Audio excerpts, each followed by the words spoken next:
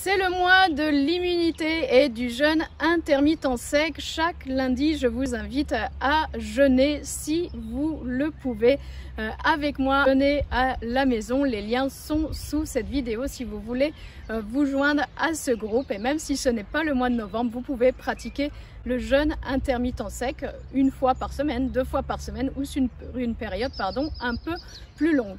Faut-il purger lorsqu'on fait un jeûne court ou un jeûne intermittent? Beaucoup de personnes me disent, tiens, demain je vais jeûner, est-ce que je dois absolument purger pour faire mon jeûne le lendemain? Eh bien, en fait, ça va dépendre de vous. Moi, je vous indique que ce n'est absolument pas nécessaire pour un jeûne aussi court qui va durer entre 16, 18, 20 heures, 24 heures au maximum. Vous n'avez pas besoin de purger. Ce que vous pouvez faire, c'est prendre un repas très léger le soir, composé de crudités, de fruits principalement, éventuellement un tout petit peu de céréales sans gluten si cela vous manque et que vous avez besoin de consistance. Pourquoi pas penser aussi au potiron ou à la patate douce par exemple pour votre dernier repas le soir. Et vous pouvez dormir, jeûner le lendemain et vous réalimenter seulement après 16, 18, 20, 24 heures assez facilement et sans purge. D'autres personnes se disent que c'est bien de faire une purge pour éliminer le maximum de toxines.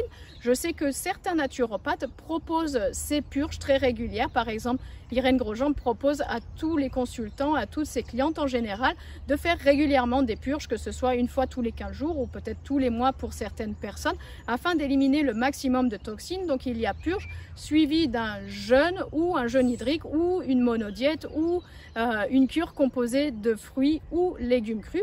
Donc si vous pensez que vous avez beaucoup de toxines, que vous voulez vous débarrasser de soucis intestinaux, que vous voulez perdre du poids, que vous avez des pathologies d'intoxication, ça peut être évidemment une bonne idée de purger et le lendemain de faire un jeûne intermittent hydrique.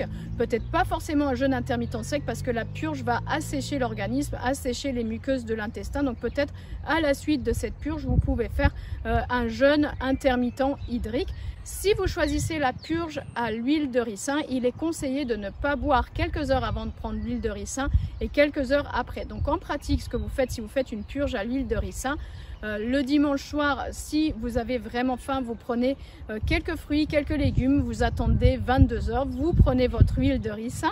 La quantité va être différente d'une personne à l'autre, ça va dépendre bien sûr de votre poids, mais aussi de la toxicité que vous avez, de la nécessité de nettoyer, la quantité de mucus que vous pouvez avoir. Donc ça va dépendre d'une personne à l'autre. Personnellement, par exemple, moi je prends 2 cuillères à soupe d'huile de ricin, je fais environ 47 kg pour 1m64-65 et parce que je n'ai pas trop de mucus à évacuer, mais ça me correspond à moi. Par exemple, mon mari pèse 90 kg, lui prend 5 à 6 cuillères d'huile de ricin pour avoir un effet laxatif sur l'organisme. Et encore une fois, c'est pas forcément question de poids, c'est aussi question de toxicité ou question de quels déchets vous avez dans l'organisme. Si vous avez beaucoup de mucus, de glaire, de problèmes au niveau ORL pulmonaire, ça peut être une bonne idée de prendre un peu plus de ricin. Donc vous prenez votre ricin, vous ne buvez pas de la nuit, vous allez attendre d'évacuer et le matin ou le midi, vous pourrez reprendre une infusion ou reprendre de l'eau par exemple pendant votre jeûne intermittent hydrique. Vous pouvez aussi purger au chlorure de magnésium, au sulfate de magnésium ou au chlorhumagène qui est un peu plus doux. Ça correspondra plutôt aux personnes qui ont des déchets cristalloïdes, qui ont des pathologies qui sont généralement plus douloureuses. Voilà, j'espère que cette vidéo vous a vraiment aidé. N'hésitez pas à liker la vidéo, à mettre un commentaire pour me dire que vous participez à ce jeûne intermittent. N'hésitez pas à commenter si vous avez une expérience, des partages à faire, des questions. Et je vous souhaite une belle journée.